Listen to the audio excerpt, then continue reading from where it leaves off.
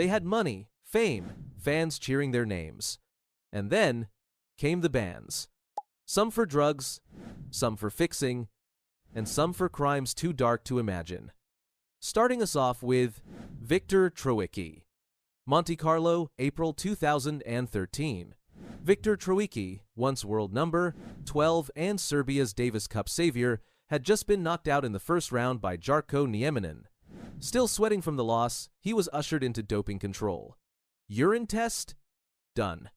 But then came the blood draw. Troicki looked pale, claimed he felt unwell, and said needles terrified him. He swore the doping officer reassured him that submitting an explanation letter would suffice. That tiny decision would blow up his entire career. By July, the ITF's verdict landed like a sledgehammer. 18 months suspended from all competition. That meant no ATP events, no Grand Slams, no Davis Cup defense. For a player in his prime at 27, it was catastrophic. His ranking plummeted from number 53 to outside the top 800. Imagine watching a year of your career's 6 Grand Slam tournaments vanish in a blink. Here's the cruel irony. The very next day, Troicki provided a blood sample, which came back negative. The case wasn't about drugs, it was about refusing a test, and in anti-doping, refusal carries the same weight as guilt. Djokovic raged against the ruling, calling it a total injustice. Even Nadal, Murray, and Federer players rarely aligned expressed sympathy. Troicki fought back through the Court of Arbitration for Sport, who reduced the ban to 12 months. But a year is an eternity in tennis. By the time he returned, he had to grind through challenger events just to claw back points. He never fully regained his old ranking, though he did cap his comeback by helping Serbia capture the ATP Cup in 2020. His story leaves a haunting question. How much of a career can be lost not to doping, but to a single moment of hesitation? Troicki's downfall was a technicality. The next case? Far stranger, a scandal that hinged on nothing more than a kiss. Next up is Richard Gasquet. Parisian nightclubs aren't usually part of tennis history, but for Richard Gasquet, one evening in Miami, 2009 rewrote his entire reputation. At just 23, the Frenchman, nicknamed Baby Federer for his silky one-handed backhand, was already struggling with injuries and confidence. That night, Gasquet claimed he kissed a woman named Pamela at a nightclub. Weeks later, his world collapsed. He tested positive for cocaine. Now, here's the twist. The amount in his system was tiny, no more than a grain of salt. Gasquet insisted he never took the drug himself. His defense? The infamous cocaine kiss. He swore the trace came from kissing Pamela, who he said had been using cocaine earlier that night. Sounds like a bad movie script, right? Yet, unbelievably, an independent tribunal agreed. Initially, the ITF provisionally suspended him, costing him the 2009 French Open and Wimbledon. A 2-year ban loomed, one that could have destroyed his career. But in July, the tribunal ruled he was inadvertently contaminated and cut his punishment to just 2.5 months, basically time served. By December, the Court of Arbitration for Sport fully cleared him, saying there was no way he could have known. Fans were divided. Some laughed, calling it the most French excuse ever. Others were stunned that such a defense held up. Gasquet, shy and soft-spoken, wasn't exactly the cocaine party boy stereotype. He returned to the tour, rebuilt his ranking from number 51 back into the top 10, and never tested positive again. Pamela, meanwhile, reportedly threatened to sue for defamation, but never followed through. The case remains one of tennis's strangest. A Grand Slam semifinalist nearly lost his career, all because of a kiss. If Gasquet's excuse sounded absurd, the next story shocked the sport for its sheer star power, a teenage prodigy turned multiple Grand Slam champion. Now, here comes Martina Hingis. Martina Hingis was once the Swiss Miss who dominated women's tennis with clever tactics instead of raw power. By 16, she was already world number 1, the youngest ever to hold that spot, and by 20, she had 5 Grand Slam titles. Her intelligence and shot placement changed how women's tennis was played. But in 2007, her career hit a shocking twist. That summer, after reaching the Wimbledon quarterfinals, Hingis tested positive for cocaine. The amount found in her system was minuscule, just 42 nanograms per milliliter, so tiny that many testing agencies wouldn't have even flagged it. Hingis furiously denied ever using drugs, calling the accusation monstrous. She even did her own hair test, which came back negative. Still, under ITF rules, any trace meant a violation. Instead of fighting a long legal battle, Hingis stunned the tennis world by announcing her immediate retirement at age 27. In 2008, the ITF officially handed down a 2-year ban. For someone who had already retired once in 2002 due to injuries, this looked like the end. During her suspension, she appeared on Strictly Come Dancing and stepped away from the sport. Yet, the story didn't end there. In 2013, Hingis made an unexpected comeback not in singles, but in doubles. To everyone's surprise, she thrived, winning 10 more Grand Slam doubles titles before retiring again in 2017. By then, she had cemented her legacy as one of the most successful doubles players ever. Even today, the cocaine case lingers as a strange mystery. Was it contamination? Was she unfairly targeted? Hingis never stopped insisting on her innocence. Hingis's mysterious test raised eyebrows. But what came next didn't just raise eyebrows, it ended a player's career forever. Rolling in is Daniel Kohlerer. Daniel Kohlerer's story is unlike any other in tennis. While most bans are temporary, his became the sport's first lifetime sentence for match fixing. Back in May 2011, the ITF didn't just suspend him, they shut the door forever, handing him a permanent ban along with a $100,000 fine. That meant no tournaments, no wild cards, no coaching jobs linked to the tour. His career wasn't winding down, it was obliterated overnight. But here's the thing, Kohlerer already had a reputation. In 2006, he was suspended for 6 months for bad behavior and abusive conduct on tour. Players nicknamed him Crazy Danny because of his temper, constant arguments with officials, and antics that often overshadowed his actual tennis. His peak ranking was number 55 in 2009, but by the time of his ban, he had slipped outside the top 100 and was barely surviving on tour. The investigation that brought him down was sparked by unusual betting patterns in several of his matches. Authorities uncovered evidence that he had fixed results across multiple events. Kohlerer, of course, denied everything, even suggesting it was a conspiracy against him. Yet testimonies, suspicious play patterns, and financial trails painted a different story. What made this historic? Before Kohlerer, no player had been banned for life due to match fixing. His case set the standard, signaling that tennis would no longer tolerate corruption tied to gambling syndicates. After his appeal to CAS failed in 2012, Kohlerer admitted in interviews that he had been approached many times to fix matches, though he kept insisting he hadn't taken part. With no future in tennis, he worked construction jobs to make ends meet. Kohlerer's exile showed tennis would no longer tolerate corruption, but the next scandal involved one of the sport's brightest champions, and it broke hearts around the world. Moving forward to Simona Halep. Simona Halep's case wasn't just shocking, it was heartbreaking. She wasn't a fringe player. She was a 2-time Grand Slam champion, former world number 1, and one of the most respected athletes on the WTA Tour. Then, in October 2022, came the bombshell. Halep had tested positive for roxadustat at the US Open, a banned substance that boosts red blood cell production, similar to EPO. Fans were stunned. This was Halep, the smiling star who beat Serena Williams in the 2019 Wimbledon final, the first Romanian woman to hold the number, one ranking for 64 weeks. How could she be caught doping? The drama didn't stop there. In May 2023, the ITIA hit her with another charge, citing irregularities in her biological passport, basically blood data showing a pattern of doping over time. Suddenly, the whispers grew louder. Was this one of tennis's biggest betrayals? Halep denied everything. She claimed the roxadustat entered her system through contaminated supplements. Big names like Patrick Mouratoglou and Darren Cahill, two of the sport's top coaches, defended her character, saying she would never knowingly cheat. But the tribunal wasn't convinced. In September 2023, Halep received a 4-year ban, effectively a career ender, at 31. For perspective, 4 years in tennis is the difference between a top 10 star and retirement obscurity. Then came the twist. In March 2024, California S reduced the ban to 9 months, agreeing the violation was unintentional. By then, Halep had already served the time, but the damage was immense. She lost 18 months of her prime, her ranking collapsed, and her reputation took a hit that no court could fully erase. Halep's case was heartbreaking.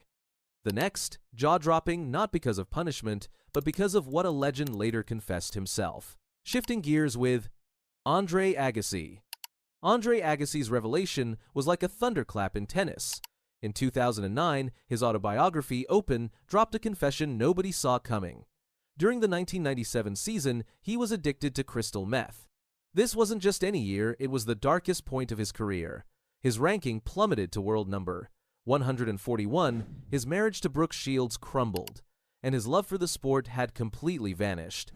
Agassi admitted that his assistant, nicknamed Slim, introduced him to the drug. He described the first high as a tidal wave, briefly numbing the chaos of his personal life. Then came the disaster. The ATP notified him he'd tested positive. That should have meant a 3-month suspension, public disgrace, and maybe the end of his career. But Agassi didn't fold, he lied. He wrote a letter claiming his drink had been spiked by Slim, and, shockingly, the ATP accepted it. He walked away free. Years later, when the confession went public, tennis exploded. Martina Navratilova called it irresponsible. Marat Safin suggested he return his titles. WADA demanded answers. But legally, nothing could be done. The 8-year statute of limitations had already passed. What makes Agassi's story stranger is the turnaround. After 1997, he staged one of the greatest comebacks ever, winning 5 Grand Slams, completing the career Grand Slam at Roland Garros 1999, and finishing that year as world number 1. To this day, fans wrestle with the paradox. Agassi, the man who once admitted, "I hate tennis," became one of its greatest ambassadors. His crystal meth chapter didn't end his career, it became the secret shadow he carried while climbing back to the top. Agassi's meth confession was shocking enough, but less than a decade later, another global icon detonated her own scandal at a press conference. The spotlight turns to Maria Sharapova. Maria Sharapova's fall was one of the biggest shocks in tennis history. In March 2016, just after losing in the Australian Open quarterfinals, she called a press conference in Los Angeles. Fans expected a retirement announcement. Instead, she calmly revealed she had tested positive for meldonium, a heart medication newly banned by WADA on the 1st of January 2016. Sharapova admitted she had been taking the drug for 10 years, prescribed for health issues like irregular heartbeats and low magnesium. Her mistake? She and her team didn't check the updated prohibited list. The ITF handed down a 2-year ban in June 2016, later reduced to 15 months after appeal. Even so, at 29 years old, that was a crushing blow. The financial fallout was massive. Sharapova was the world's highest-paid female athlete, earning about $29 million a year, mostly from sponsors. The moment the ban was announced, Nike suspended their deal, Porsche paused promotions, and Tag Heuer walked away entirely. Overnight, she lost millions. But Sharapova fought back. During her suspension, she wrote her memoir, Unstoppable, expanded her candy company Sugarpova, and trained in secret. When she returned in April 2017 at Stuttgart, controversy erupted again. Many players like Eugenie Bouchard called her a cheater who didn't deserve wildcards. Even Caroline Wozniacki criticized tournaments for giving her special treatment. Despite flashes of brilliance, Sharapova never regained her peak. She made the 2017 US Open 4th round, but injuries piled up and her ranking tumbled. By 2020, she retired with 5 Grand Slam titles and a silver medal from London 2012. The meldonium scandal left a permanent stain. To this day, her legacy sparks debate. Was she careless, unlucky, or calculating? And just as the dust seemed to settle, another star's case shook tennis with an even longer and messier doping battle. Coming up is Alexis Musialek. If Sharapova's ban was shocking, Alexis Musialek's story was downright sinister. In 2024, the French player was banned for life by the International Tennis Integrity Agency, ITIA. Why? Because investigators uncovered he wasn't just fixing a few matches, he was helping run a network. Musialek, once ranked as high as number 255 in the world, played mostly on the Challenger and Futures tours. That's where the danger often hides: low prize money, little media attention, and plenty of temptation. Between 2016 and 2018, he fixed at least 9 matches. But that was only the beginning. Evidence showed he recruited other players, connecting them to a Belgian match-fixing syndicate led by Grigor Sargsyan, nicknamed the Maestro. The ITIA charged him with 39 breaches of anti-corruption rules, one of the highest ever. Investigators found unusual betting spikes, suspicious scorelines, and money transfers that linked him to gamblers. Some players even testified that Musialek personally approached them with offers to throw game. His punishment was brutal but clear: a lifetime ban. No more tournaments, no coaching jobs, no official tennis involvement ever again. It was the ultimate exile. What makes his case even darker is the scale of the syndicate. Authorities believe millions of dollars were laundered through these fixed matches, most of them in small tournaments far from the spotlight. Musialec's refusal to cooperate, he denied everything, withheld evidence, and ignored investigators only made the sentence harsher. At just 35 years old, he went from a career that earned modest but steady prize money to permanent disgrace. His name now sits on the ITIA's blacklist, a warning to young players about how fast greed can ruin everything. But if Musielec built his own downfall through corruption, the next case shows how one man's crimes destroyed not only his reputation, but also his place in tennis history. Taking center stage is Bob Hewitt. Some bans come from doping, others from fixing, but Bob Hewitt's fall was far darker. Once celebrated as one of the best doubles players in history, with 15 major titles and a spot in the International Tennis Hall of Fame, Hewitt's story twisted into something unthinkable. In the 1000, 972nd, and 82nd, Hewitt was a star on court, winning the men's doubles titles at Wimbledon, the French Open, and the US Open. But decades later, his legacy collapsed when horrifying truths emerged. Multiple women, many of them his former students, came forward with evidence of sexual abuse when they were teenagers. Letters, threats, and testimonies revealed a pattern of predatory behavior dating back over 30 years. By 2015, South African prosecutors brought him to court. At age 75, Hewitt was found guilty of 2 counts of rape and 1 of sexual assault of minors. His sentence, 6 years in prison. Even though he served just 3 after being released on medical parole in 2020, the damage to tennis history was permanent. The International Tennis Hall of Fame, which had inducted him in 1992, expelled him, the first such removal in its history. His name, once etched alongside legends, was literally deleted from the Hall's records. Sponsors cut ties, tournaments disowned him, and he became a ghost of the sport he once defined. Fans who visit the Hall of Fame in Newport today walk past an empty pedestal, a chilling reminder that titles can't erase crimes. Hewitt's story isn't about a career gone wrong, but about how abuse can stay hidden until survivors finally shatter the silence. And if Hewitt's disgrace shows the sport's darkest shadows, the next story proves chaos can come in a far louder public form. Shifting the lens to Ilie Nastase. Some players mellow with age. Ilie Nastase, he only got louder. Once nicknamed Nasty for his fiery temper and outrageous antics in the 1972nd, he was also a brilliant player. 2 Grand Slam singles titles, world number 1 in 1973, and more than 100 career titles across singles and doubles. But if his prime was colorful, retirement was pure chaos. In 2017, as captain of Romania's Fed Cup team, Nastase shocked the world with a meltdown so public it was almost cinematic. He made racist remarks about Serena Williams' unborn baby, sexually harassed Great Britain's captain Anne Keothavong, and unleashed profanity-laced tirades at journalists and officials, all during a live match. The ITF banned him, but Nastase shrugged it off with, "That's just my personality." And it didn't stop there. He was caught driving without a license twice. One of those times, he was allegedly drunk, speeding on a scooter through Bucharest traffic. His off-court behavior became so erratic that the Romanian police literally had to escort him off the road. Yet, here's the paradox. Despite the scandals, Nastase remains a national icon in Romania. Streets, stadiums, even tournaments still carry his name. To some, he's the original tennis rock star. To others, he's the sport's ultimate embarrassment. He once famously said, "I am like a clown, I entertain people." But what happens when the act never ends? Nastase's retirement turned into a real-life parody proof that charisma and controversy can live side by side forever.